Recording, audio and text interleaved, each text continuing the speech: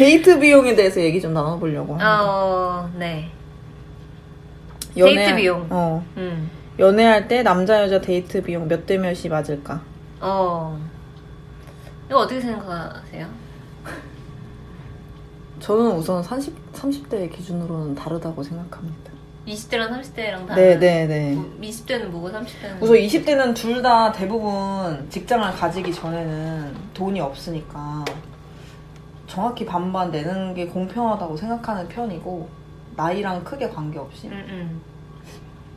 만약에 둘 다 20대 초반에 같이 만난 사이라면, 아니면 뭐 만약에 한 명은 직장인이고 한 명은 학생인, 뭐 대학생인 경우에는 또 얘기가 달라질 수도 있다고 생각이 들고, 그러니까 돈이 조금 더 여유 있는 사람이 더 내면 좋지 않나. 20대 때? 네. 아니면 반반 나눠서 하는 것도 좋다. 둘 다 만약 학생인 경우. 반반? 네. 반반을 어떻게 나눠요? 반반의 기준이 근데 사람마다 다르다는 걸 조금 많이 깨닫고 있는데, 뭐 정확히 수적인 반반을 얘기하는 사람도 있고, 아니면 자기가 먹은 거에 대해서만 예를 들어서 뭐 술자리였으면은 술을 먹은 사람만 술을 내게 한다거나 이거를 반이라고 생각하는 사람도 있고, 기준이 근데 그건 너무 다 다른 것 같아. 30대 때는? 30대 때는 어떤 생각이 드냐면, 뭐 그때는 돈이 없으니까 반반 해야지 서로 부담이 안 되겠지 생각을 개인적으로 했다면, 30대 때는 내가 많이 낼 수 있는 능력이 된다면 더 좋은 거 아닌가? 그러니까 내가 더 많이 내더라도 크게 상관없다.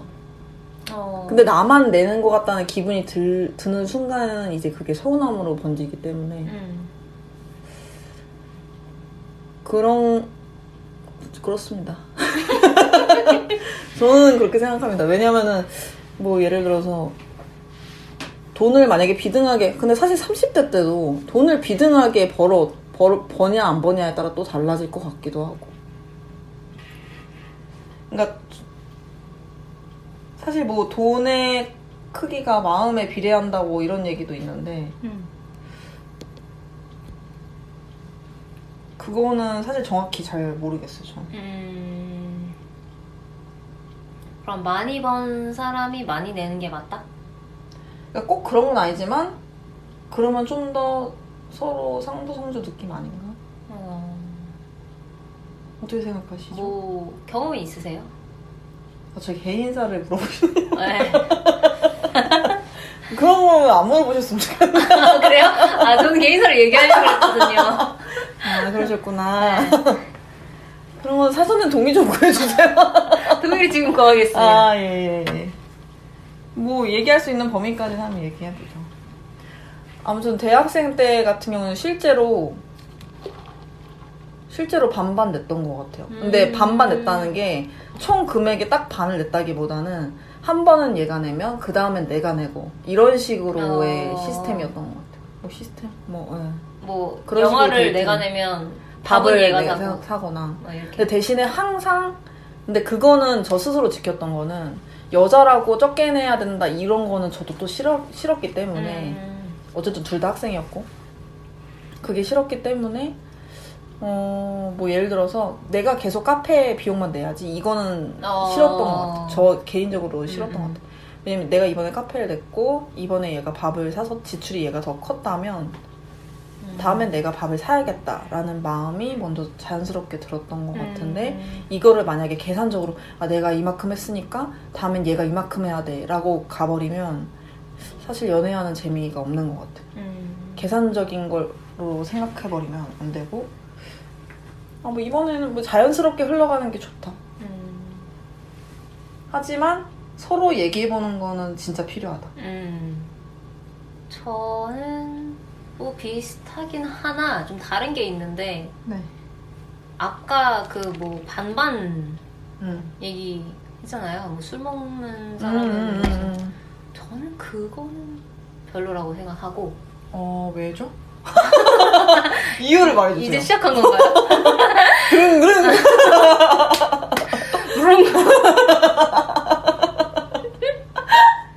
저는 그거 너무 약간 좀, 그거는 너무 타이트하다? 짜치는 연애 아닌가. 연애할 때 생각이 들고, 그러니까 만약에 근데 약간 좀 애매하긴 한데 굳이 그렇게 해야 되나? 그냥 같이 좋은 곳에 추억을. 가서 좋게 이렇게 먹었는데 나는 술을 안 먹고 얘는 술을 먹었는데 얘가 술값을 해서 계산한 그런 사람이 게... 있더라고요. 아 그래요? 제가 그랬다는 건 아닙니다. 오해하지 말아주세요. 만약에 상대방이 그러면 좀 약간 전 깰 것 같아요. 사실 뭐 저도 그러면 안 되겠지만 남이 만약에 그런다면 저는 만나지 않습니다. 차라리 내가 많이 내고 말지. 그러면서 만나고 말지. 차라리 그런 식으로. 그리고 무슨 뭐 커뮤니티나 아니면 막 연애 그런 프로그램 보면은 엄청 반반에 집착하는 그런 사연들이 있잖아요. 뭐 있죠, 결혼식도 뭐 반반, 모두 반반. 그래서 뭐 같이 장을 봤는데 뭐 이거 뭐 여성분들 뭐 생리대를 썼는데 이건 네가 내야 돼. 그래서 엄청 막 이렇게 가르는 그런 거를 본 적이 있는데 약간 그런 거랑 별반 다르지 않지 않나. 그러니까 그 정도로 맥락이. 저한테는 약간 좀 그게 별로다라는 느낌을 받았고 저는 그거 뭐 저도 비슷한데 더 많이 버는 사람이 조금 더 내는 거, 좀 더 가격이 있는 거를 그냥 내는 거. 근데 그게 뭐 정확히 명확히 얘가 더 많이 버니까 얘가 더 많이 내야 돼라는 건 아니고 그냥 뭐 번갈아 가되 그냥 좀 그런 거는 좀 많이 버는 사람이 하는 게 더 좋지 않나라는 생각이 들고 근데 가장 중요한 게 있어요. 이건 제 경험담인데 아, 예, 흥미롭습니다. 벌써 흥미롭습니다. 제 경험담인데 그러니까 제가 벌 때가 있었어요. 혼자서? 네, 혼자 벌 때가 있었고 상대방이 벌지 않을 때가 있었어요. 근데 그거를 저는 충분히 내줄 수 있습니다. 왜냐면 당연하죠. 남자친구가 그런데 근데 그게 당연시 돼버린 거예요. 당연시 되면 안 된다. 근데 모든 그게 그 사람이 당연하다고 생각해서 내가 계속 내게끔 뭔가 프로세싱이 잡힌 것 같은 느낌을 받을 때 그래서 제가 이제 그러니까 얘 봐라 이렇게 돼서 고마워하지도 않네 이런 생각이 들 때 그리고 이게 뭔가 약간 권리같이 내가 당연히 모든 걸 다 내야 되고 지불해야 되고 근데 얘는 고마워하지도 미안해하지도 않고 그러면 얘기가 달라지죠.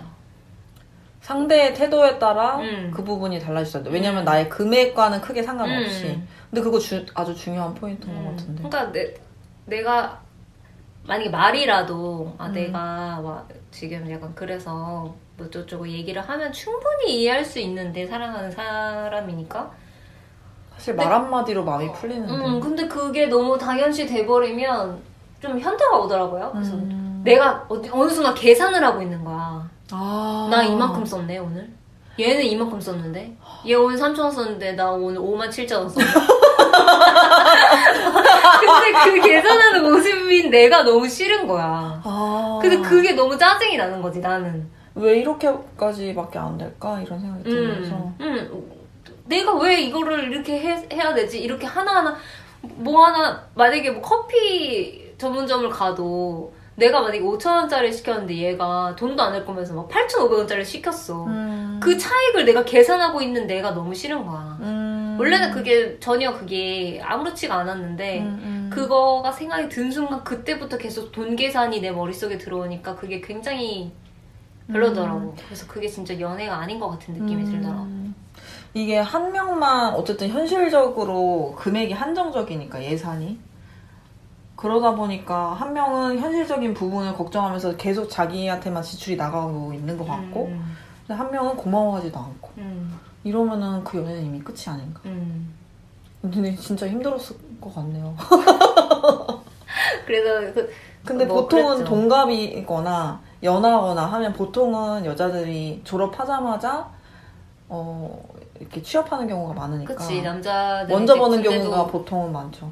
군대도 갔다 오고 뭐 이렇게 하니까 당연한 건데 근데 그거를 이제 여자든 남자든 그게 당연해서 상대방이 나한테 모든 비용을 다 지출한다는 거는 지양해야 되지 않나. 지양해야죠. 그래서 그렇지 않나 싶습니다. 알겠습니다. 기분 나쁘지. 네. 그건 좀 아닌 것 같아. 그럼 안 되지. 그치? 근데 욕해야 돼요? 안 됩니다. 간단한 욕도 안 돼요? 예, 안 돼요. 욕은 마음속으로 해주세요. 알겠어. 나올 뻔했는데요.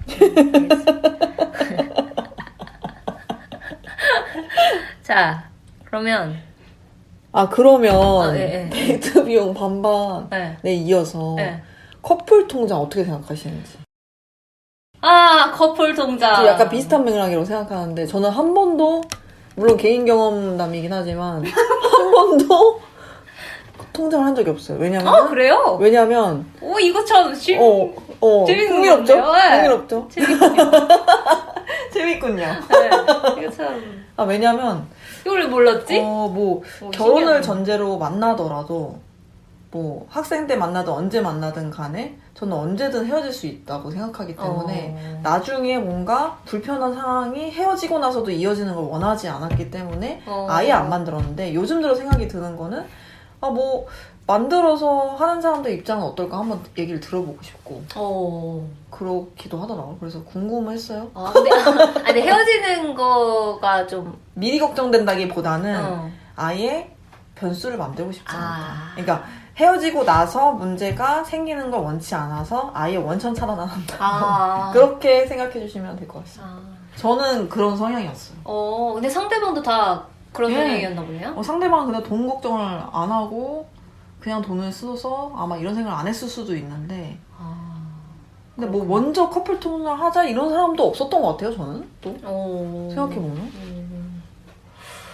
뭐 하는 사람들이야? 나만 걱정해? 나만 걱정하냐 이 말이야. 저는 통장을 해봤죠. 네. 해봤다고 들었습니다. 네, 하고 헤어져도 봤거든요. 예. 네, 근데 이제 헤어지고 나서 어땠죠? 헤어지고 나서 그게 궁금하기도 합니다. 그거는 그냥 줍시다. 그러니까 차라리 말끔하게 그것도 선물. 그리고 그러니까 어떤 사람 명의로 만들었을 거 아니에요. 네. 그러니까 그 사람 그냥 주고 깔끔하게 그냥 합시다.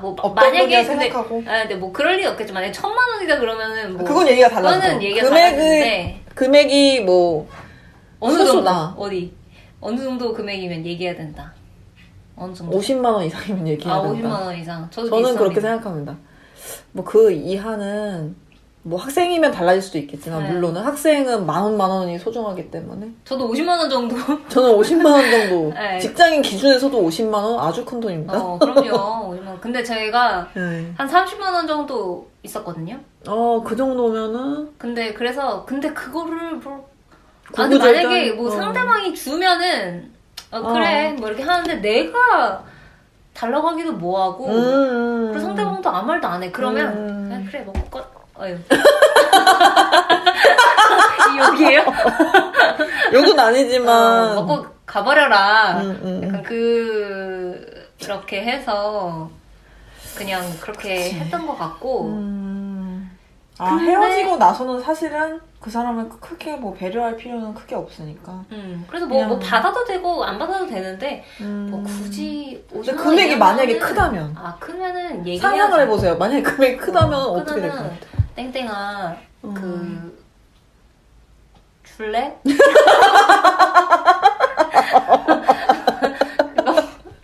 좀 아니지 않니? 줄 수 있겠니?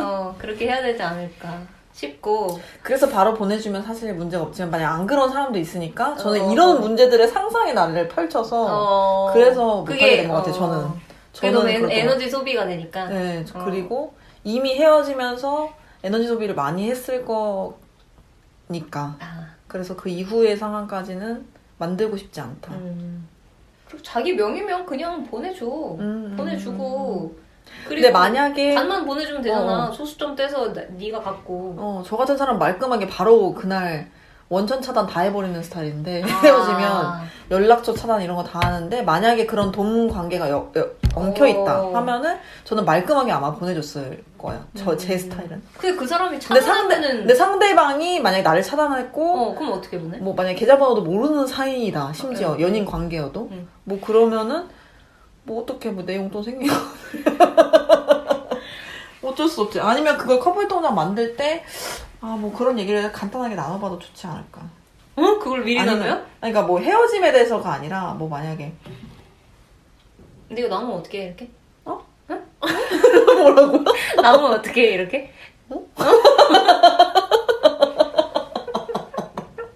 돈이 남으면 돈이 남으면 어떻게 처리할 거야 이렇게? 그렇게 하나요? 그러니까 뭐 만약에 적금을 붓는 스타일이면은 적금 해지되면 뭐 어떻게 할래? 이런 적금? 만약 적금도 모아요? 아니 같이? 저는 모르죠 안 해봐서.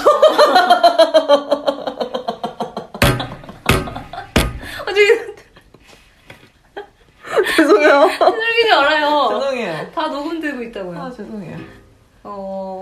제가 웃으면 자꾸 치는 버릇이 있어가지고. 적금은 섣부르다. 여러분, 부부가 아닌 이상은 적금은 하지 말아주세요. 부부도 적금하지 말죠? 차라리 적금을 개인적으로 부어서 쓰고 싶은데 쓰세요.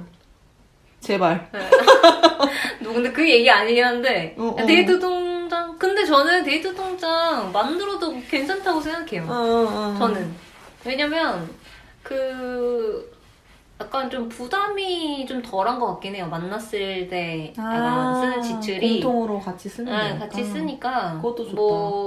근데 이제 이것도 물론 뭐 밥을 먹거나 뭐 이렇게 할 때 이제 보통의 경우엔 남자분들이 좀 많이 먹으니까 어떻게 따지고 들면 이제 남자분이 좀 더 많은 비중을 차지할 수 있거든요.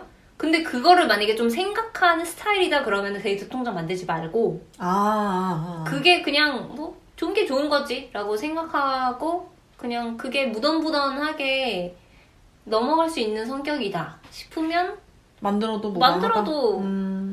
괜찮더라고요. 그냥 네. 그래서 그러니까 자기 스타일에 따라서 이거는 뭐 좋고 나쁘고의 문제가 아니고 내가 그거를 성향이나 이런 부분에 따라 그리고 상대방과의 뭔가 합의점에 따라 달라질 수도 있는 부분이네. 그래서 이제 님은 네? 싫다. 아니 하지 마라. 뭐 하지 마라기보다는 저는 안 합니다. 저는 해라. 네, 그럼 자, 됐습니다. 예. 네. 예. 말을 되게 잘하네요. 그렇죠. 거의 뭐 유재석 아닙니까? 거의 오프라인필이 아닙니까? 웃겨. 하여튼. 그 다음에 하고 싶은 주제는 한번 말씀해 주세요. 제가 할까요? 네네. 네. 던져주시면. 저는, 네. 4번 하겠습니다. 네네. 4번은. 제가 생각해볼게요. 말씀 먼저 해주시면. 친구와의 관계. 끊어야 할까요? 지속해야 할까요? 내 맘 같지 않을 때, 나만 전전긍긍한다 생각할 때, 어떻게 해야 될까?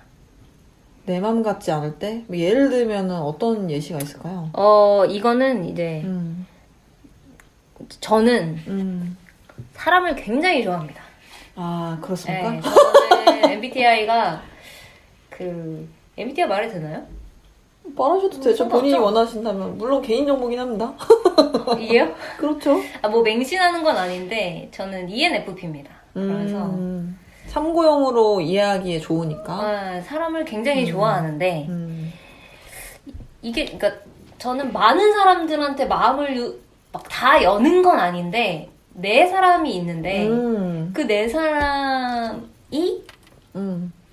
있는데 내가 그 마음을 연 만큼 이제 내가 이만큼 마음을 열었는데 이 사람들은 나한테 이만큼 마음을 안 연 것 같아. 그러면 내가 실망을 하더라고. 실망을. 실망을요? 실망을 하고. 그럴 수 있죠. 근데 그게 뭐 좀 약간 집착처럼 진짜 많이 좋아해. 내가 문 연 사람들은. 이제 내 사람이다라고 하면은 문을 활짝 열어버리는 거.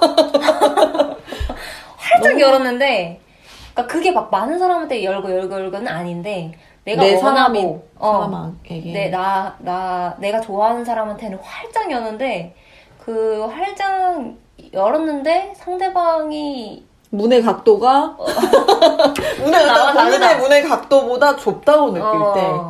그럴 때 좀 내가, 실망감이 비집고 나올 수 있다. 근데 그게, 근데 이게 예전엔 진짜 힘들었는데 그게 그 차이가 난다는 사실이. 그래서 아마 님에게도 얘기를 한 적이 있을 건데. 예, 저한테 서운하다고 말하신 적 있죠. 나는 이만큼 좋아하는데 너는 왜 이만큼이 안 되니? 근데 저는 원래 텐션이 이렇습니다. 근데 이게 진짜 조심해야 되는 발언인 것 같은 게, 왜냐면 나는 원래 이래. 그러니까 너가 이게 아니라 나 원래 이런데 더 이상은 표현하기가 좀 어려워. 이것도 워딩과 억양과 뭐랄까 태도가 좀 중요한 것 같긴 해요. 상대방이 비언어적인 비언어적인 행동 뭐 그런 것들이 뭐 이렇게 고민 있는 사람에게 어떻게 느껴지냐에 따라서 그게 또 변화를 줄 수 있다고 생각하긴 해요. 그래서 얘기를 하면 좋다. 이게 서운할 때 서운하다고 얘기해준 것처럼 그렇게 얘기하면 뭐 상대방 얘기도 들을 수 있고 뭐 그게 이해가 안 될 수도 있지만 어쨌든 상대방은 이렇구나 이 정도는 되니까 이해가 안 되더라도. 그래서 저는 그 당시에는 자존심이 굉장히 상했는데 근데 이제 제가 그 얘기를 했고 상대방이 이제 지금 님이 말한 것처럼 이렇게 얘기를 해주면 이해를 할 수 있죠. 그래서 제가 좀 그러니까 물론 10대, 20대는 친구가 거의 전부이기 때문에 훨씬 더 감정이 더 몰두돼 있는 것 같아요. 친구라는 친구한테. 비중에 대해. 맞아, 근데 이제 나이가 드니까 이제 나도 바쁘고 그리고 이제 얘도 이해할 수 있고 그리고 그것도 있는 것 같아. 친구보다 10대, 20대 때는 친구 아니면 안 돼. 그리고 친구 따라서 뭐 강남 간다는 말이 있듯이 뭐 친구가 학원 간다고 하면 나는 그 학원 꼭 가야 돼. 이런 게 있었어요. 저는 개인적으로 그런 게 있을 정도로 친구를 되게 좋아했는데 물론 그렇다고 모든 친구들 다 좋아한 것도 아니에요. 저도. 근데 뭐 친한 친구들 그럴 정도로 좋아했고 뭐 이랬는데 그때 당시에 저희 엄마 아빠가 하신 말씀이 있어요. 엄마 아빠 예. 오시나요?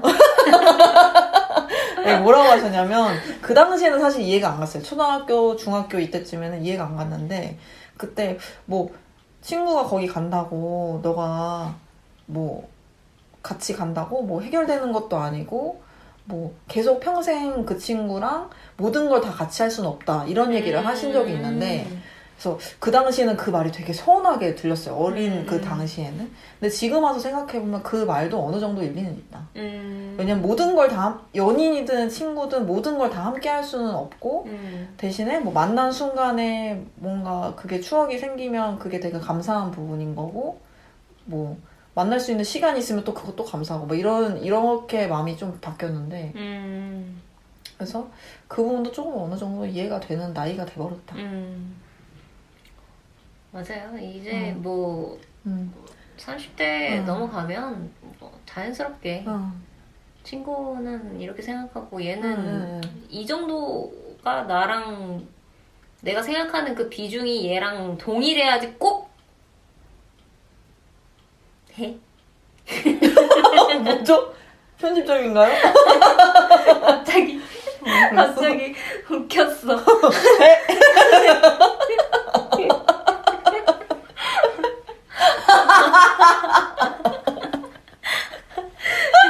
웃음소리 너무 컸죠? 죄송합니다. 집을 좀 낮춰주세요. 예, 죄송합니다. 제가.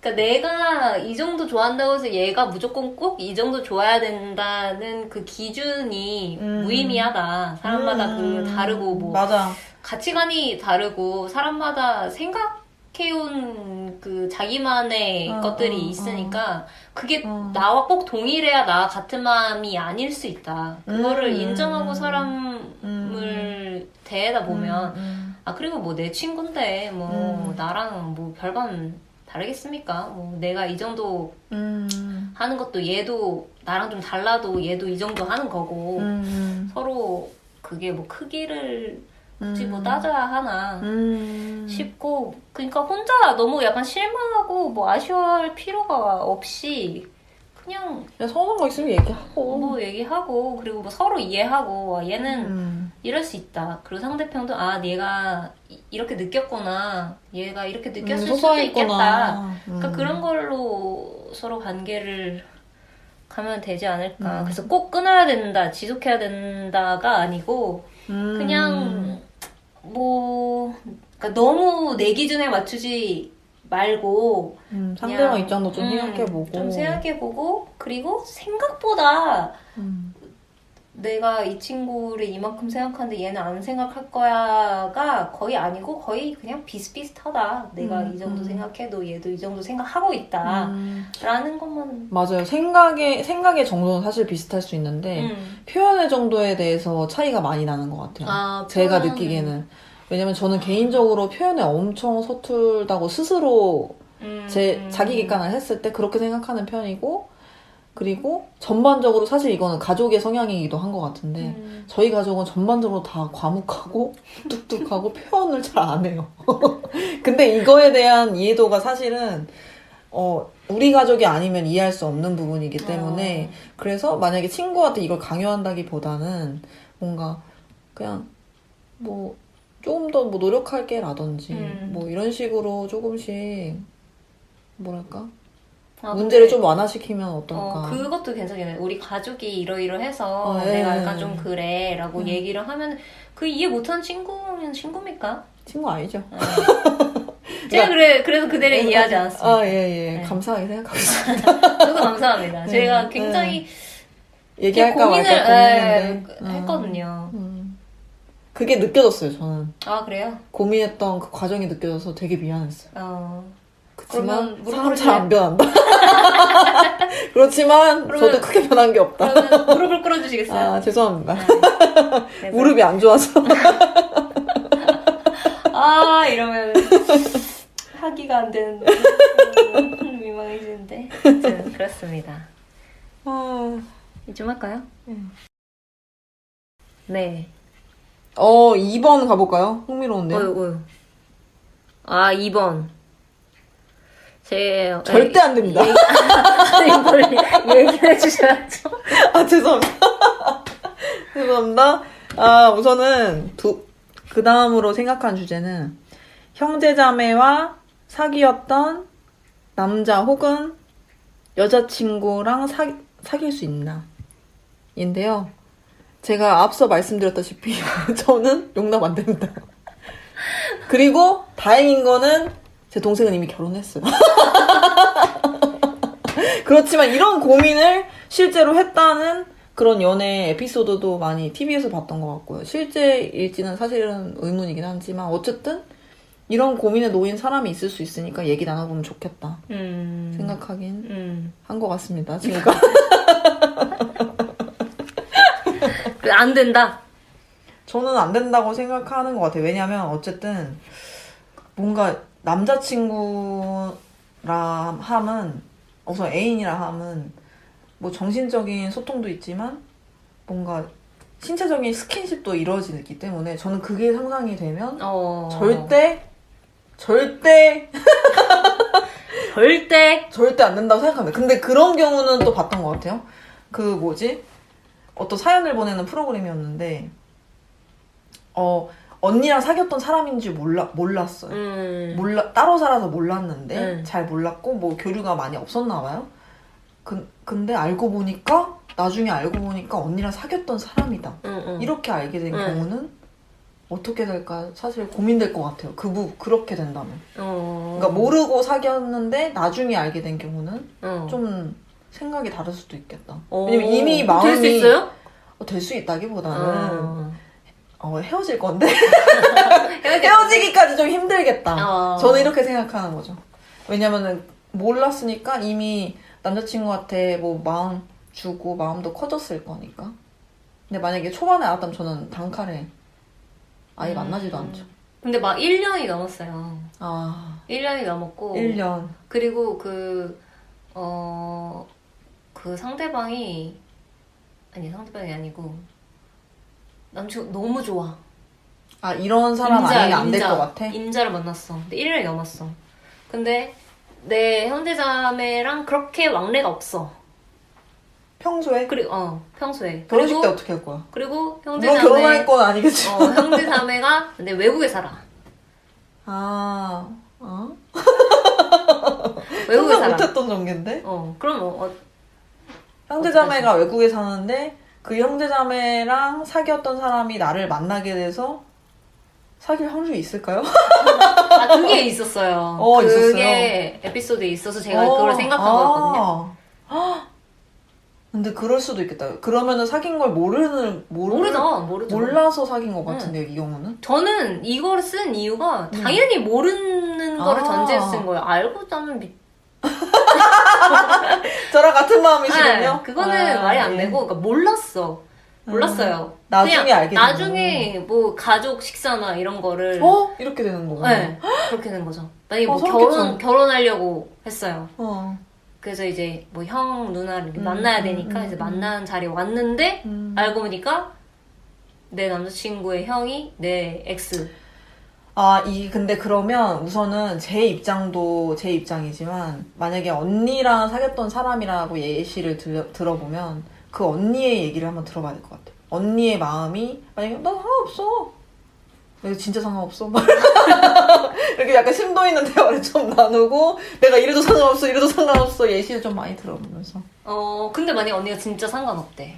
그래 나중에 마음이 바뀔 수도 있잖아. 나는 이 생각 때문에 내가 동생인 사람 입장에서도 저라면 결국은 헤어질 것 같아요. 아무리 이 남자가 좋아도 저는 어쨌든 가족이 우선이라고 생각하기 때문에. 근데 물론 만약에 이 사람이 내가 가족을 이루고 싶을 만큼 너무 좋아. 그러면 언니가 상관없다고 한다면 최대한 안 부딪히게 할 것 같아요. 안 만나게. 명절 때도 따로 각자 명절 보내서 그러고 근데 최대한 안 만날 것 같아 저는. 그러면 결혼식은요? 네? 결혼식 없이 그냥 결혼할 것 같아. 거의 드라마네. 내 마음대로.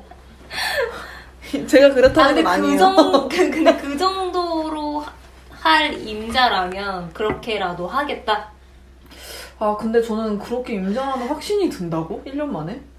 저는 그것도 사실 그런 적이 없어서 저는 사실 그거에 대한 공감을 100%는 못하겠어. 그 상상을 하는 거지. 저는 상상을 좋아하니까 만약에 그런다면 그래도 나는 헤어진다 쪽이에요 저는.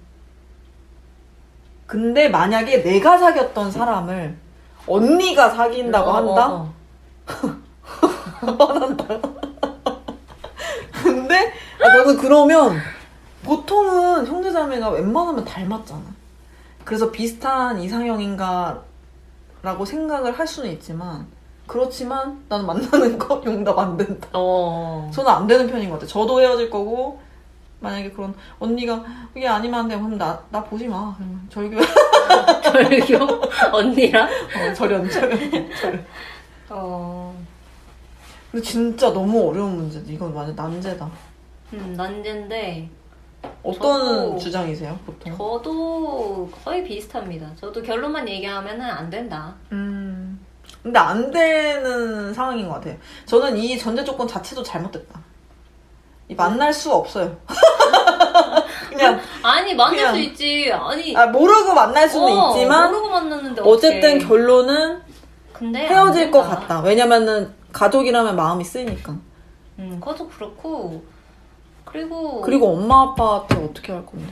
엄마 아빠는 만약에 몰라도 엄마 아빠가 몰라. 모르고 결혼을 하더라도 내 언니랑 사귀었던 사람이 몰라도 언니가 괜찮다고 해도 그래도 아니야 안 괜찮은 거예요. 가족끼리 괜찮다고 하는 거 믿지 마세요.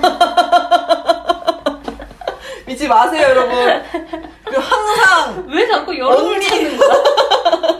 언니, 형제 누구랑 사귀는지 얼굴은 익혀두세요. 알겠죠? 그럼 이럴 일 없잖아요.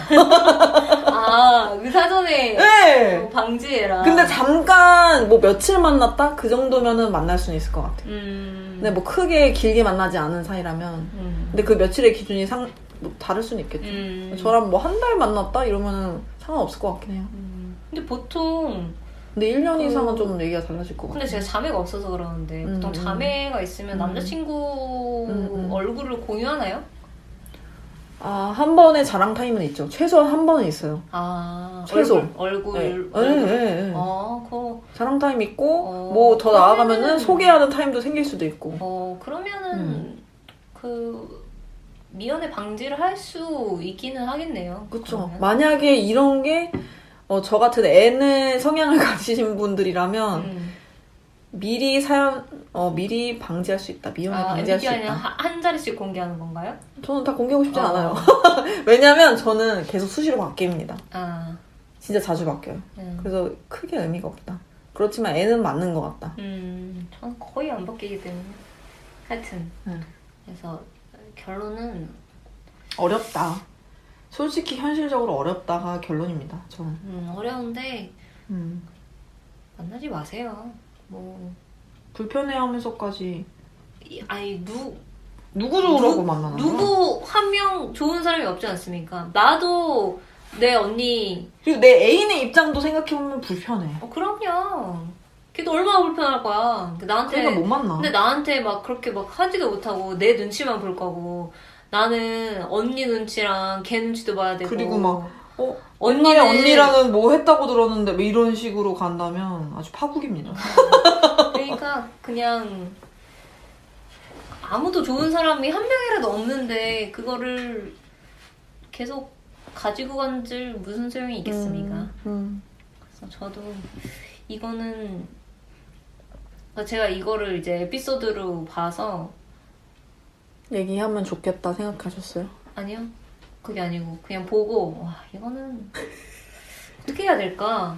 근데 이게 또 내 상황이 아니니까 이렇게 쉽게 얘기할 수 있는데 진짜 실제 상황에 있는 사람은 진짜 어려울 거란 말이죠. 만약에 진짜 정말로 당사자라면 내가 결혼을 진짜 아예 생각이 없었는데 진짜 결혼해야겠다라고 해서 막 준비를 막 이렇게 해놨어. 근데 뭐 그 전에 분명히 보여줬겠지만 만약에 언니가 뭐 외국에 있어가지고 언니가 엄청 오랜만에 한 10년 만에 한국에 와가지고 보여주는 자리에서 만난 거야. 막 이런 식이면 정말 어렵겠지.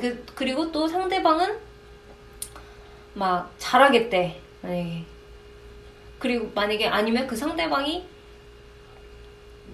그냥 헤어지자라고 하는데 내가 놓을 수가 없어. 그러면 이거 어떡할 것인가 해서 엄청 나도 내가 쉽진 만약에 않을 거야. 헤어지는 게 쉽진 않을 거야. 그 상대방 내가 그 사람의 입장이면은 내가 만약에 그 상황이라면 진짜 어렵겠다. 근데 심지어 나는 이 결혼을 정말 하고 싶어. 그러면은 진짜 언니하고도 너무 상복해야 슬프다. 되고 슬프긴 하다. 이 사람은 둘 중에 하나를 선택해야 되는 입장에 있는 거야. 가족과 그러니까. 애인 중에. 그런 상황이 안 생기면 좋은데 사실은. 하여튼 그런 이미 생겨버린 상황이라면 너무 힘들긴 하겠다. 하여튼 그래서 그거를 내가 어떻게 할 수 있을까 어떻게 할 수 있을까 했는데 이제 결론은 근데 이거를 바로 헤어지자라기보다는 그냥 시간이 지나면서 헤어질 것 같아. 자연스럽게. 뭐 아닐 그러니까 수가 자연스럽게 헤어질 것 같은데 이걸 어떻게 버텨? 그러니까 못 버틸 것 같다는 거죠. 제 입장에서 만약에 저라면. 그리고 만약에 진짜 부모님이 만약에 알아봐요. 노하시지. 그거는 좀 정신 나갔다 그러지.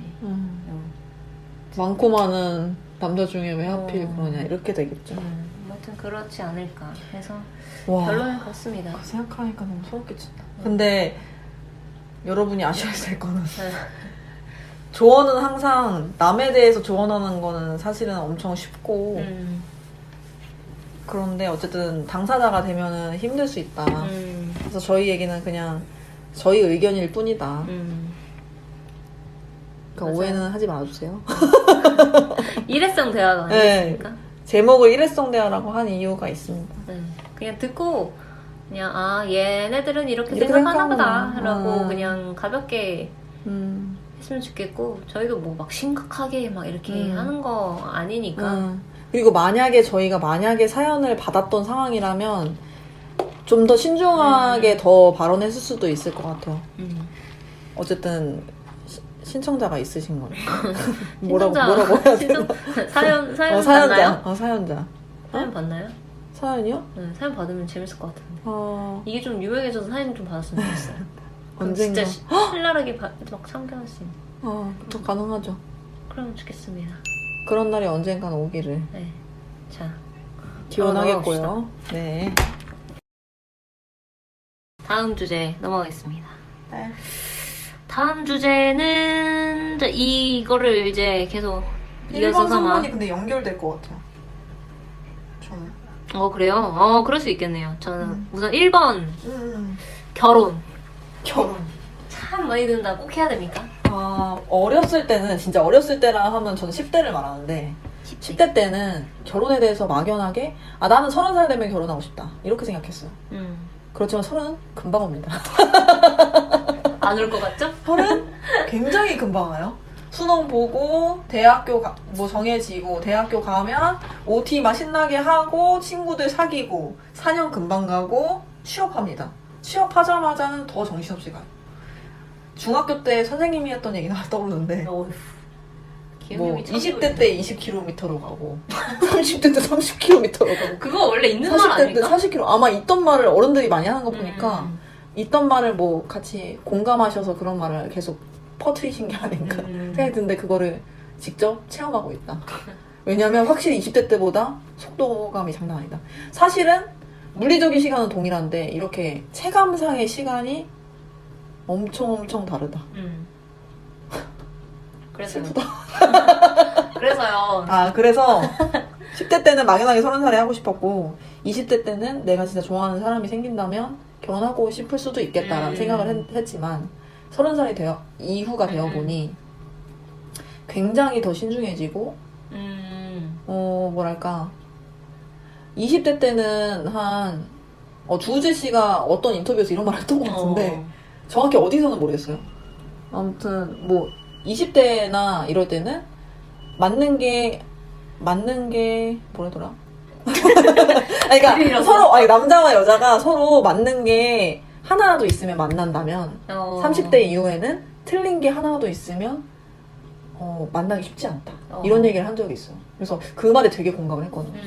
근데 그게 결혼이랑도 관련이 있다고 생각해요. 연애뿐만 아니라.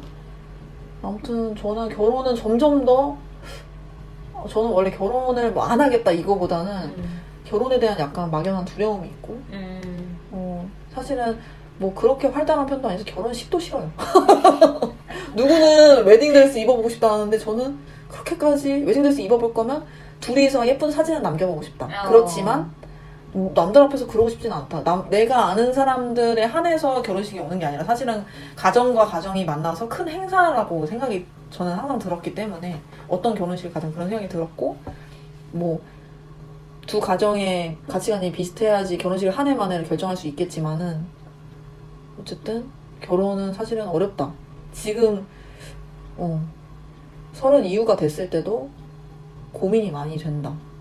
그렇지만 뭔가 그러니까 뭐냐면 결혼을 하고 뭐 둘이 만나는 것까지는 어떻게든 잘 흘러갈 것 같은데 만약 좋은 사람을 만나서 서로 조율이 된다면 그렇게 흘러갈 것 같은데 그게 아니라 아기에 대한 가치관이나 아니면 아기를 내가 책임질 수 있을까에 대한 고민 때문에 결혼에 대한 두려움이 더 큰 것 같아요. 저는 막연하게 저는 그렇습니다. 그리고 내가 한 가정을 뭔가 잘 이뤄나갈 수 있을까? 그런 생각이 들어요. 부부로서든 뭐 부부의 뭐 아내로서든 아니면은 뭐 엄마로서든 그런 거에 대한 두려움이 크고 사실 뭐 결혼 제도가 결혼이 꼭 필요한가? 이런 생각도 많이 들고요. 근데 뭐 예전에 제가 고민된다고 말했던 부분인데 이거는 뭐지? 나이가 많이 들어서 혼자 살면 분명히 외로울 걸 알고 있는데도 그거가 걱정이 돼서 결혼을 빨리 하고 싶다 이거는 또 아닌 것 같고 근데 뭔가 결혼을 해야겠다는 확신이 생긴다는 기분은 어떨까? 저는 그런 기분이 들어요. 이미 결혼한 사람들이나 아니면 결혼을 앞두고 있는 분들한테 궁금하기도 해요. 그거. 저는 고민이다. 결론은 뭐 하고 싶다 못하겠다 이거보다는 그냥 내가 할 수는 있을까? 평생에 결혼을 할 수는 있을까? 이런 고민이다. 그렇습니다. 그러면 하면 하고 싶다? 그것도 모르겠다가 고민입니다. 왜냐면 내가 진짜 하고 싶은지 안 하고 싶은지도 확실하지 않고 사실 해봐야지 알 것 같은데 그러니까 뭐 어떤 행동을 취하든 후회는 항상 할 것 같거든요. 결혼을 하든 안 하든. 근데 보통은 저는 해보고 후회하는 스타일을 선호하는 편인데 결혼 같은 경우에는 저한테 예외인 상황인 것 같아요. 그쵸. 사실은 어렵다고 느껴져서 요즘에 뭐 이혼이 크게 문제 없다고는 하지만 어쨌든 저는 한 번 제가 선택한 사람은 웬만하면 같이 가고 싶은 마음이 크기 때문에 그래서 더 조심스러운 게 아닌가라는 생각도 들어요. 뭐 하고 그냥 이혼해버리고 말지 만약에 이런다면 더 쉬웠을지도 몰라요. 제가 만약에 그런 상황이면. 그래요. 어떻게 생각하시죠? 결혼. 저는 뭐 뭐죠? 당연히 오브콜스 나시죠. 당연히 꼭 필요하지 않다고 생각하고 꼭 해야 되는 건 아니다. 저도 그거는 동의해요. 꼭 해야 되는 건 아니다. 근데 내가 할 거냐 안 할 거냐는 또 다른 문제였다.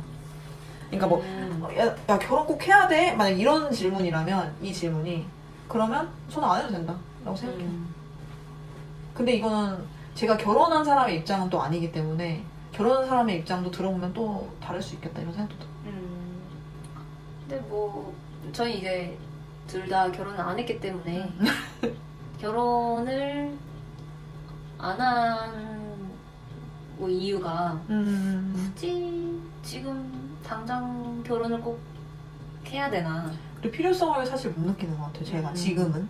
근데 이게 지금 이제 90년대생 친구들이 느끼고 있는 생각이 아닌가 싶은데 요즘 다 결혼율이 떨어지잖아요. 결혼율이 떨어지니까 그러면서 출산율도 같이 이렇게 떨어지는 것 같은데 이게 꼭 해야 되는 건 아닌 것 같고 그냥 내 삶이 좀 더 중요해진 시기가 아닌가.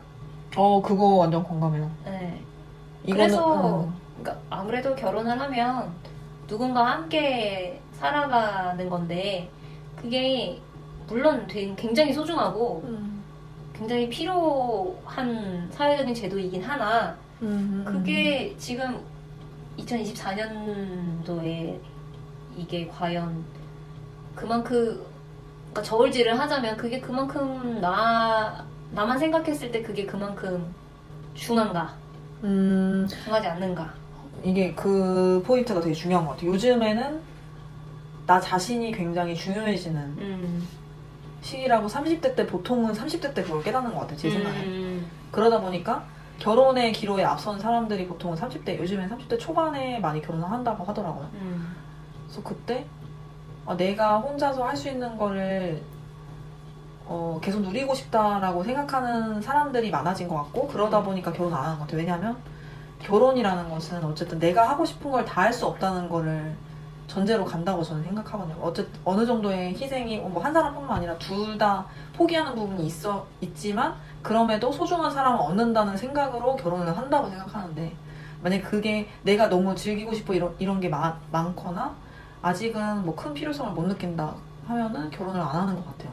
그래서 결혼 안 하게 되는 거 아닌가. 그리고 저는 결혼을 꼭 해야 하나의 질문에 내가 소중한 것도 있고 약간 국가에 대한 믿음이 별로 없기 때문일 수도 있다고 생각이 들고 왜냐면 이게 어쨌든 제도로 묶이는 거니까 그치. 그 제도로 묶였을 때에 만약에 좀 더 국가가 지원을 해준다던가 그러니까 출산도 더 많이 지원을 해줘야 된다고 나는 개인적으로 생각하는데 그러니까 그 정도로 국가가 지원해주지 않는 이상 이제는 뭐 사람들이 이제 교육 수준도 높아져서 그런지 모르겠지만 하여튼 그러니까 국가가 좀 더 뭔가를 주지 않으면 지금 우리 같은 20, 30대 세대들에서 결혼을 해야 할 필요성을 못 느끼는 것 같아요. 그쵸. 좋은 게 없거든. 만약에 국가에서 그걸 엄청 밀어줘요. 만약에 뭐 결혼을 하면 막 아무리 뭐 신혼부부 대출이니 뭐 이렇게 해도 그게 엄청 파격적인 조건은 아니니까 굳이 해야 되나? 그냥 뭐 막말로 같이 살면 되지. 어쨌든 제도로 묶이는 거고 제도에 묶이는 거면 어쨌든 서류상에 남는 거고 서류상에 남으면 어쨌든 내가 좋든 안 좋든 만약에 헤어지게 되면 그게 어쨌든 서류상에 남는 건데 그 리스크를 떠안고 내가 굳이? 근데 그렇게 생각하는 사람들이 좀 많은 것 같고 근데 뭐 반대로 그러니까 그런 제도로 묶이기 때문에 이 사람과 함께 으쌰으쌰 할 수 있는 그런 힘이 생긴다라는 쪽도 있더라고요. 친구들 보면. 그 안정감이 좋은 거죠. 그 내가 누군가와 같이 이렇게 묶여 있다라는 그 안정감이 꽤 크니까 마음적으로. 그래서 그런 거를 원하지 않는 이상 그 결혼을 꼭 해야 하는가 안 해도 될 것 같은데 라고 생각하는 사람들은 국가에 대한 그런 믿음이 제도에 대한 약간 불신이 좀 있기 때문에 그렇지 않을까. 그래서 물론 지금 제도가 뭐 시별로 예산이 다르기 때문에 뭐 지원하는 바가 조금씩 다르고 뭐 출산 시에서 오셨나요? 아니 그건 아닙니다. 아니. 출산 장려금 뭐 이런 것도 있고 뭐 지금 부모급여도 있고 뭐 개월수마다 지원비가 매월 나온다고는 듣고 들었는데 그게 물론 아동수당은 초등학교 2학년까지 현재는 나온다고 10만 원씩 나오고 있다고 들었고 부모급여는 11개월 이하는 현재 100만 원씩 한 달에 받는 걸로 알고 있고요. 자녀 한 명당. 근데 12개월에서 23개월까지는 50만 원씩 받고 있다고 들었어요. 그래서 그런 식의 뭔가 제도적인 움직임이 더 나아가서 출산율에 도움이 될 거라고 생각이 드는데. 근데 지방은 많이 주겠네요. 지방은 확실히 금액이 더 큰 지방이 있긴 있더라고요. 근데 이게 부모급여 이런 걸 떠나서 처음에 주는 돈의 차이가 좀 큰 것 같아요. 출산 후에 주는. 네, 그게 진짜 크고. 근데 그게 조건이 있어요. 그러면 거기 가서 아기를 낳으면 안 되냐 이런 얘기도 있는데 그게 조건이 있어요. 거기에서 몇 년 살아야 되고 뭐 당연히 그래야겠죠. 안 그러면 다 너도 나도 다 거기 가서 아기를 낳겠죠. 그래서 그런 제도적인 움직임이 활발해지는 거는 좋을 것 같다. 물론 어떤 사람은 뭐 국민 혈세를 뭐 어쩌고저쩌고 이렇게 생각할 수도 있지만 미래를 생각한다면 나중에 다 노인만 있는 걸 원하시지 않는다면 제도적인 움직임은 진짜 필요하다. 엄청 필요하다. 사실은 그게 노인이 점점 많아지고 있다는 거에 대한 거를 언제 느끼냐면 전철에서 많이 느껴요. 전철에서 나중에는 노약자 좌석이 거의 다 되겠다. 노약자 좌석이 필요 없고 나중에 젊은 층 좌석만 생기겠다. 이런 생각이 들 정도로 노인분들의 그런 게 많이 보이고 나중에 나도 그런 사람이 될 수도 있겠다라는 생각이 들면서 확실히 근데 출산율은 낮은 게 큰 문제긴 하겠다. 저는 출산율이 낮은 게 문제라고 생각하지 않아요. 왜죠? 노인들만 있어도 괜찮다고. 아니 그게 아니고 이게 당연하다고 생각해요. 당연한 흐름, 시대적인 흐름이라고 생각하긴 해요. 그리고 그 출산율이 낮은 건 굉장히 심각하다고 생각해요. 저는 별로 근데 그거는 있어요. 것 같아요. 제도적인 움직임 없이 강요를 하는 건 정말 잘못됐다고 생각하고 있고 근데 출산은 어쨌든 자기가 원하는데도 못 가는 사람이 있고 뭐 갖고 싶지 않아도 생기는 사람이 있고 뭐 이렇게 뭐 축복이라고 다들 그렇게 표현을 하는데 어쨌든 뭐 기다 아니다 보다는 사실은 뭐 자기가 원하면은 가질 수 있는 사이가 되면 좋겠다라고 생각해요. 저는 동의하지 않습니다. 어떤 부분이죠? 저는 뭐 출산율 심각한 거는 막말로 이름 질타를 받을 수 있어요. 네. 국가 사정이고요. 네? 국가 사정이요. 국가 사정? 네. 왜냐면 그 출산율을 늘리고 싶어 하는 게 국가인데 그게 이제 우리나라 그러니까 국가가 어쨌든 그 한 사업체라고 생각하면 그거를 운영을 하려면 돈이 있어야잖아요. 돈이 있어야지 그 사업체를 운영할 수 있는데 그 사업체인 돈이 그 돈을 벌 수 있는 사람이에요. 그러니까 노인들은 돈을 벌 수가 없고 연금이나 이런 거 해서 지원을 해야 되니까 돈을 써야 되는 사람이고 돈을 벌 수 있는 게 이제 자라나는 색삭들이죠. 그래서 돈 벌 사람이 필요해서 아기 출산율을 더 높이려고 하는 게 아닌가? 아니 당연하죠 그거는. 그래서 출산율이 낮아지는 게 심각하다고 생각이 안 드는 게 그건 그냥 국가 사정이라고 생각하고 국가가 어찌됐든 뭔가를 해야지 누구를 낳든 안 낳든 지금 사람들이 이렇게 낳든 안 낳든 고민하는 것도 국가적인 제도의 영향이 좀 크다. 국가적인 제도의 영향? 그러니까 출산을 하고 싶다 아니다의 그 기로에 놓인 사람들의 고민이 국가의 제도의 영향이 크다. 만약 국가 제도가 조금 더 잘 돼 있으면 조금 더 낳고자 할 것이다. 이 뜻인가? 안 낳을 사람도 낳을 수 있겠죠. 낳으려고 왜냐면 한 명 낳는 사람도 만약 그게 되면 2명 낳을 수 있으니까. 요즘 다 1명만 낳잖아요. 그래서 그 출산율이 심각한 건 이거는 당연한 결과다 어떻게 보면. 결과라고 생각하고 그리고 그거는 이제 국가가 알아서 해야 되고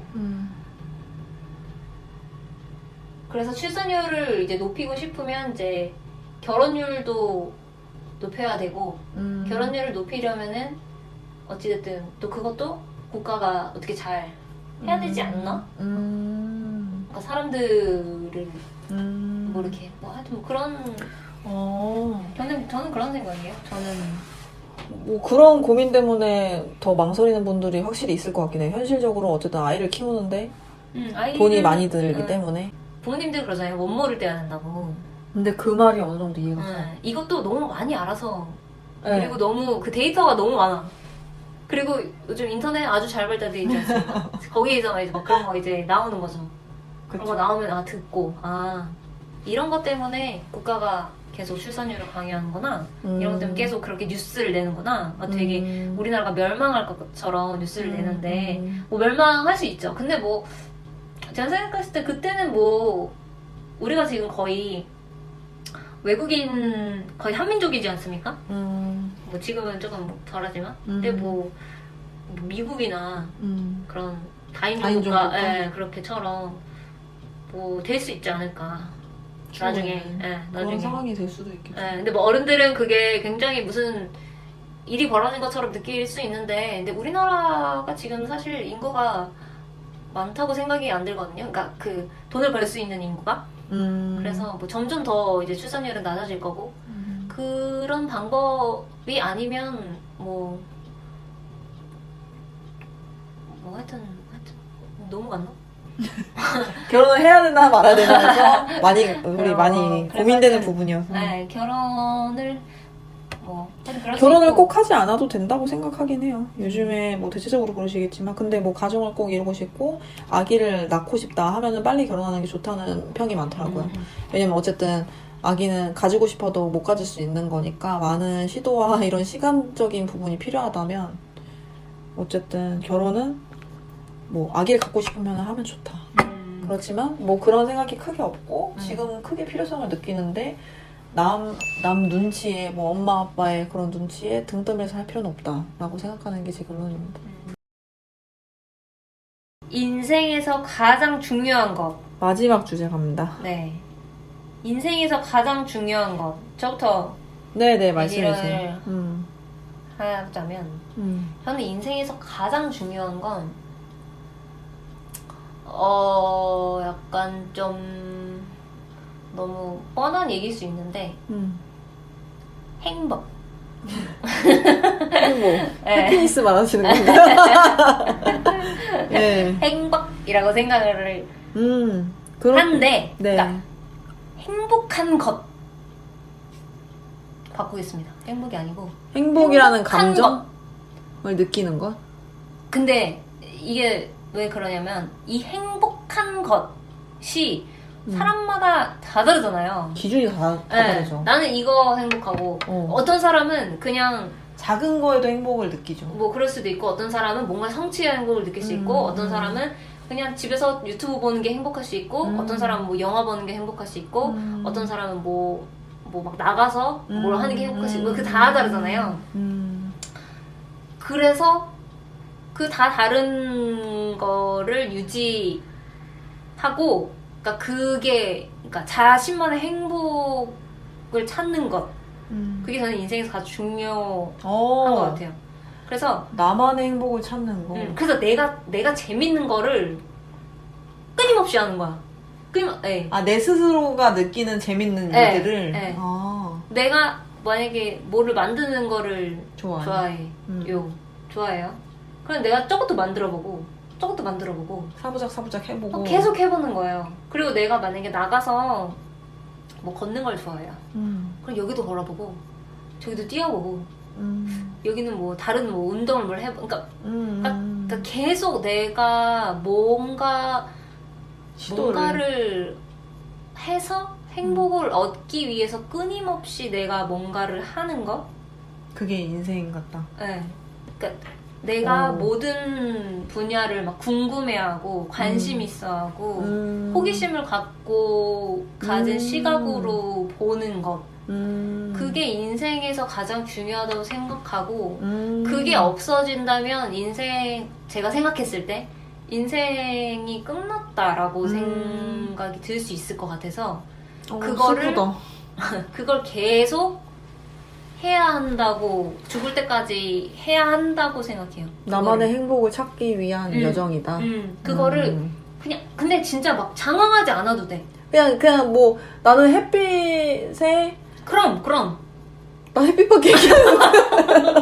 햇빛을 보는 걸 좋아해. 그럼. 단순하게. 그러면은 창문에 얼굴 내밀고 햇빛 10분. 10분. 광합성 하는 거로 실질적으로 근데 이거는 물리적으로도 행복감을 느낀대요. 비타민 D가 생성되면서. 네, 의사선생님. 네, 의사는 아니고요. 네. 그렇다고 하더라고요. 그러니까 뭐 나는 뭐 강아지 사진 보는 거가 좋아. 아니면 그러면 뭐 그런 거를 이제 찾아보고 그걸 행복을 느끼는 거죠. 아니면 난 빨래 돌리고 그 향이 너무 좋아. 그럼. 근데 이게 굉장히 행복감을 느낄 수 있다고. 그거는 진짜 다 다른데 근데 그거를 그러니까 그만두지 않고 끊임없이 그냥 계속 하는 거. 그냥 이것도 좀 해보고. 근데 뭐 한 가지를 계속 해도 되는데 뭐 이것도 좀 해보고 이것도 해볼까? 이렇게 시도. 해볼까? 뭐 그런 거. 근데 물론 이렇게 해볼까를 별로 안 좋아하는 사람이 있을 수도 있지. 그쵸. 변화를 안 좋아하는 사람도 많아요. 변화를 안 좋아하는 사람 있을 수 있는데 두려워. 그 변화에서도 진짜 조그만 거. 뭐 예를 들어서 오늘은 저기 슈퍼까지 갔는데 네. 우리 집에서 뭐 빵집까지 한번 가볼까? 진짜 조그만 거라도 조금씩만 좀 다른 거를 좀 해보면서 좀 살아가면 거기서 오는 그러니까 뭔가를 내가 성공했다라는 것보다 내가 그거를 시도했다에서 오는 그 성취감과 그런 느낌이 훨씬 더 높다고 생각하거든요. 그거를 꼭 성공하는 것보다 시도했다라는 그 자체만으로 훨씬 더 시도의 여부가 만족감을 줄 수 있다. 훨씬 더 나한테 크게 와닿을 수 있다고 생각이 들어서 인생에서 가장 중요한 건 행복한 것, 내가 행복한 것, 내가 끊임없이 행복할 수 있도록 노력하는 것. 그게 인생에서 가장 중요한 게 아닐까. 좋은 말씀 감사합니다. 저는 그렇습니다. 근데 너무 공감되는 말들이었어. 다. 사실 뭐 그런 얘기도 해요. 돈 버는 것도 다 행복을 위해서 하는 건데 일하면서 행복감을 항상 느끼기는 사실 어렵거든요. 그래서 또 다른 행복을 위해서 어느 정도의 힘듦도 같이 가는구나 이런 생각을 하기도 하는데 행복에 대해서 끊임없이 고민하고 시도한다가 인생에서 가장 중요하다. 네, 굉장히 공감하는 얘기였습니다. 진짜 공감이 엄청 되네. 그게 그렇게 장황하지 않아도 좋다. 저는 조금 추상적일 수 있는데 저는 가장 중요한 거 저는 의지라고 생각해요. 삶에 대한 의지. 인생에서 가장 중요한 건 왜냐면 의지. 의지가 없어지면 죽음이 다가온다 이 얘기를 많이 들었거든요. 근데 뭐 삶과 죽음이 꼭 반대된다는 말이지 않을 수 있지만 어쨌든 저는 삶이랑 죽음은 같이 연결되어 있다고 생각하기 때문에 뭐 그래서 내가 삶에 의지가 있으면 그게 가장 중요하다고 생각하기 때문에 그 의지가 있다면 인생이 인생이 흘러갈 수 있다. 인생에서 중요한 것은 내가 살고자 하는 그 의지. 그리고 뭔가 하고자 하는 의지 뭐 이런 것들. 그러니까 무엇인가 하고 싶다를 계속 생성하는 것들. 비슷하네요. 비슷한 맥락일 수 있어요. 비슷한 맥락일 수 있고 그렇지만 뭐 근데 약간 좀 다르다. 정신적인 부분인 거죠. 도전 정신, 뭔가 하고자 하려는 의지. 네. 뭔가를 시도하려는 의지. 저는 약간 그런 거죠. 저는 애티튜드, 태도와 관련된 거고 삶에 대한 태도가 중요하다는 거고 선생님은 감정이 중요하다는 거죠. 삶에 느끼는 감정이 중요하다. 제가 더 추상적일 수 있겠네요. 뭐 그건 상대적일 수 있으니까 뭐 더 추상적이라고 생각할 수도 있죠.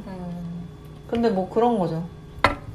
그러니까 나는 뭐 비슷한 맥락이라고 생각했던 부분은 내가 뭔가를 하고 싶고 뭔가 하고 싶은 게 많으면 삶을 놓고 싶지가 않아요.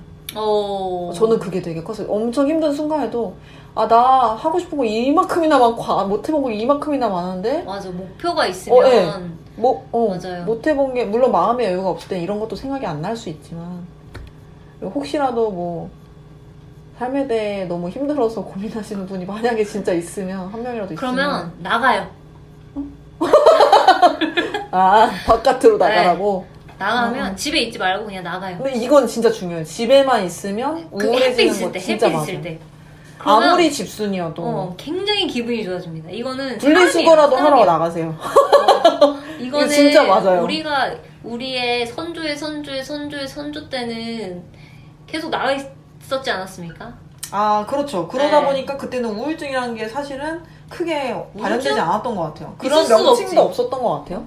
애를 한 10명씩 키우고 그거는 한번 검색해봐야지 알겠지만 애를 10명씩 키우고요. 그러니까 바빠 시간적인 여유가 없었지. 우울증 걸릴 시간이 있습니까? 그러니까 명확히 이해할 수는 없겠지만 만약에 좀 힘들거나 내가 사는 게 맞나? 약간 이상한 생각이 들면 그냥 나가서 좀 걸어요. 진짜 걷는 거는 진짜 매일. 약간 세로토닌이 나온다고 하더라고요. 체조를 하든 걷든 하면은 그리고 힘차게 걸어요. 내 발걸음마다 힘든 게 걷기. 없어진다고 알죠? 생각하시고 네? 하루에 당당하게 걷기. 그런 알죠? 바람 좀 상여주세요. 제가 몇 살인지 알게 되니까. 네. 하여튼 그러면 1시간 하루에 1시간 걷고 23시간을 또 우울하게 보내다가 하루에 1시간씩만 걸으면 우울한 게 진짜 신기한 게 없어져요. 진짜 없어져요. 그 순간만이라도 없어져요. 다음날 또 우울이 찾아와도 그 순간은 진짜 없어지더라고요. 그거를 좀 더 이렇게 해보면 그래서 저는 진짜 삶의 의지가 좀 중요하다라고 생각해요. 그 의지가 없으면 그게 사실은 엄청 중요하다고 생각하는 게 그걸 놓아버리면 삶이 안 이어진다고 생각해요. 그 의지가. 그래서 하고 싶은 게 생기는 것 같아요. 저는 그게 하고 싶은 게 욕심이 많다기보다는 뭔가를 하고자 하는 의지가 있다면 계속 살고 싶을 것이다. 그래서 저는 그게 좀 중요한 것 같아요. 요즘은. 그래서 인생을 우리가 지금 살아가면서 가장 중요시 생각해야 되는 게 아닌가. 그것이야말로. 그리고 어떻게 보면은 이렇게 같은 주제라도 지금 생각이 다르잖아요. 그래서 자기 생각을 계속 채워나가는 것도 삶인 것 같고 이렇게 얘기를 통해서든 다른 사람의 얘기를 들으면서든 말을 해서든 아니면 책을 읽어서든 여러 가지 그런 여러 가지 방법을 통해서 삶을 이뤄나가는 게 아닌가. 그리고 누가 잘났고 이런 거 비교하면 진짜 우울해지니까 비교를 한다면 과거의 나와 지금의 나 그리고 미래의 나 이렇게 비교하는 걸 추천드려요. 진짜. 다이어트를 하더라도 다른 사람의 사진보다 만약에 과거에 마르셨다면 과거에 마른 사진을 놓고 다이어트 하시길 추천드립니다. 예를 들자면 그렇다는 거죠. 경험담입니까? 예.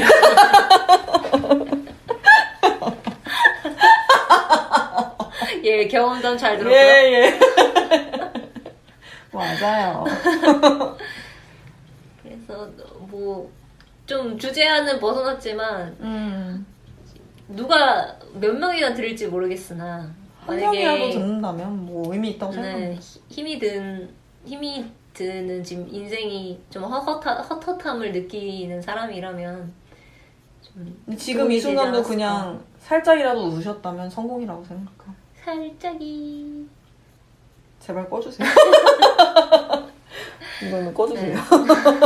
좀 편해졌나 봅니다. 이제 제가 나오는 드디어. 거 보니까 이제서야 5주제 정도 해야지 해봐야 입이 좀 털리고 입이 좀 터져서 이제 원래 제가 펜션으로 나온다. 그러지 않았나. 처음에 좀 의식이 돼가지고 네, 굉장히 불편했고요. 네, 왜 좀 생각보다 더 많이 어색했어요. 네, 어색한 것 같고. 근데 재밌네요. 하면서 얘기하면서 야 이거 앞뒤가 말이 안 맞는데 막 하면서 얘기하고 했는데 뭐 일회성이라는 점 참고해주세요. 네, 계속 저희가 강조하지만 그걸 좀 참고해주시면 좋겠어요. 일회성 대화다. 저는 5개 주제로 얘기를 해봤는데 이게 저희가 친구인데도 생각하는 게 좀 다르니까 더 재밌고 그리고 이게 뭔가 이렇게 얘기할 게 아니면 굳이 안 했던 얘기를 좀 하게 되니까 할 수 있는 기회가 돼서 저는 너무 좋았어요. 개인적으로. 그게 참 흥미롭네요. 그리고 주제를 정해놓고 말한 적은 사실은 없어요. 그쵸. 왜냐면 얘기하다 보니까 이 주제에 대해서 얘기해보고 저 주제에 얘기해보고 그냥 수다 떨면서 항상 그랬던 건데 그리고 이번에는 그리고 저는 그게 되게 좋았던 게 뭐냐면 네. 뭔가 마지막 회 같은데 저는 일하자 마지막 거 언제 어떻게 될지 모르기 때문에 근데 이게 되게 좋았던 게 저희가 물론 그것도 좋긴 한데 어떤 게 그러냐면은 저희가 아무래도 이렇게 막 매일 만나는 게 아니니까 가끔 만나면 그러니까 과거 얘기를 많이 하게 되거든요. 네. 그러니까 옛날에 있었던 얘기를 왜냐면 명확한 주제가 없기 때문에 그러니까 그것도 즐거워요. 굉장히 좋은데 어쨌든 이거는 과거 얘기가 아니지 않습니까? 그냥 앞으로의 얘기일 수도 있기 때문에 앞으로의 얘기일 수 있고 그리고 현재 얘기일 수도 있고 더불어 내가 지금 생각하는 것 내가 지금 이렇게 살고 있어를 어쨌든 투영돼서 얘기를 하자는 거지 않습니까? 지금 옛날의 나가 아니고 지금의 내가 어떻게 생각하고 있는지 그거를 이제 공유할 수 있는 기회가 돼서 너무 좋아요. 있어서 이게 참 좋군요. 그렇군요. 이게 참 재미있다고 재밌네. 저는 사실은 솔직히 얘기하자면 처음엔 굉장히 부담됐어요. 왜냐면 원래 저는 토론하는 거 사실 좋아해요. 토론이든 수다 떠는 건 친한 사람이랑 하는 걸 좋아하는데 근데 왜 부담이 되냐면 저는 원래 성향 자체가 뭔가가 의무적이거나 아니면 숙제적으로 느껴지는 때가 있어요. 그러면은 그때부터 마음이 불편해요, 그냥. 그래서 왜냐면 뭐 그렇게 불편하게 이게 업무처럼 느껴져서 그러면 불편하세요? 그러면 굉장히 불편해하는 스타일이어서 나는 지금 회사에도 그래서 불만이 많나? 내 성향 자체가 이렇게 수용적인 사람이 아니라서 그런 생각도 들고 저는 제가 주도적이거나 뭐 이럴 때 흥미를 느끼고 뭐 계획도 제가 뭐 이렇게 하는 거를 좋아하는데 뭔가 예상치 못한 게 갑자기 발현됐을 때 두려움도 있는 것 같고 그리고 뭔가 해보지 않은 거에 대한 두려움이 저는 좀 큰 편이에요. 새로운 도전을 안 하고 그런 건요? 약간 강압적인 거를 안 좋아하시는 것 같은데요? 그것도 그러면? 진짜 안 좋아하는 것 같아요. 이거 해? 그러니까 뭐 하자 이렇게 하는 것도 사실은 그렇게 느낄 때가 있죠, 제가. 그러니까 상대방이 전혀 그런 거 아닌 것도 아는데도 이게 갑자기 이건 사실 마음의 차이인 것 같은데 제가 뭔가 업무적으로 너무 시달리고 이래가지고 평일 밤엔 누워만 있고 싶고 주말에도 진짜 맛있는 것만 먹고 쉬고만 싶고 이런 시기인데 뭐 모든 직장인들이 다 그렇겠지만은 아무튼 근데 뭔가가 하나가 쉼이 아니라 뭔가 미션처럼 느껴져가지고 부담이 됐었는데 얘기하다 보니 힐링이 됐다. 그렇지만 다음 주제를 또 선정할 때쯤에는 또 내가 부담을 느낄 수는 있다. 또 그게 사이클처럼 예, 그럴 수 있다. 제 성향 자체가 그런 성향이다. 그래도 좋았다니. 그렇지만 결론적으로는 굉장히 좋았다. 만족스럽다. 그래서 좀 놀랬다. 좀 놀랬어요, 진짜로. 왜냐면은, 이런 생각을 이런 방식으로도 공유할 수 있구나를 알게 됐고, 사실은 이거를 친구가 제안 안 했으면 전 절대 평생 할 일이 아니에요. 제 스타일은 평생 도전할 일이 아니에요. 그런데 이렇게 어찌됐든 같이 한번 해봐 주셔서 예. 귀한 시간 내주셔서 MC인가요? 초대석. 자꾸 커먹게 되네. 네, 감사하고 네. 다음 주제로 다시 또 찾아뵙겠습니다. 네. 찾아뵐 수 있겠죠? 예. 편집이 된다면 언젠가는. 이게 언제 나갈지 모르겠네요. 모르겠네요. 진짜. 생각보다 2024년이라 그래가지고 이거를 2025년이라고 이번 달 안에 편집하셔야겠네요. 이게 갑자기 그게 생겨버렸는데 아니면 24년에 어느 날 해서 25년도 언젠가 올릴 수도 있죠. 그럴 수도 있죠. 하여튼 그렇게 하겠습니다. 이제 다음에 또 들으러 오세요. 네, 오셨으면 좋겠습니다. 이거 댓글 남길 수 있나요? 저도 안 해봐서 모르겠는데요. 저도 뭐, 처음 해봐서 정보를 한번 찾아보고. 사연을 좀 봤으면 좋겠는데 그거는 좀 뭔가 사연의 경로를 또 메일을 좀 파서 그것도 컴퓨터전 파듯이 네. 메일을 파서 네. 좀 해보면 어떨까 그것도 싶네요. 재밌겠다. 우선은 네. 이상한 다음에 악성 메일 안 오도록 악성 메일이요? 악성 메일 스팸 악성 메일 너무 오랜만에 듣네. 악성 메일이요? 악성 다 메일이요? 쓰는 단어 아니었나요? 있는 단어잖아요 그래도. 악성 메일. 제가 줄인 건 아니잖아요. 네, 악성 메일. 네, 악성 네. 메일이 그쵸. 그러니까 안 좋은 메일이 올 수도 있으니까 뭐 예를 들어 욕하는 메일이거나 저희 얘기요? 보내라는 거 아니에요. 그것도 되게 재밌을 것 같은데요? 아니요. 저 신고할 거예요. 고소할 거니까. 이분이 굉장히 신고 정신이 추월하신 분이기 때문에 누가 보내겠습니까? 근데 우선은 그렇게 해봅시다. 네, 즐거운 시간이었고요. 다음에 만나요. 네. 안녕. 감사합니다. 네. 근데 이렇게 했는데 만약에 딱 했는데 녹음이 안 됐으면은 진짜